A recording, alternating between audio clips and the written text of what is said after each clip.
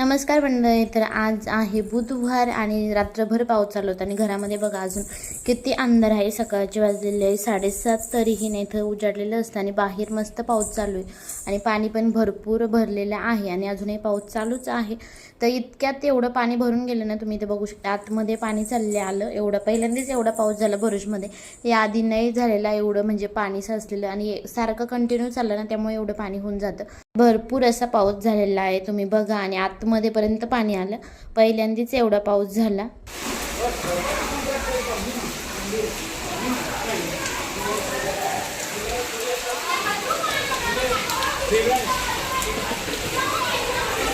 सगळीकडे पाणीच पाणी झालं, पूर्ण रोडनी सगळीकडे पाणी भरलेलं आहे आणि जवळपास माझ्या गुडघ्यापर्यंत पाणी होतं, एवढा पाऊस झालेला आहे.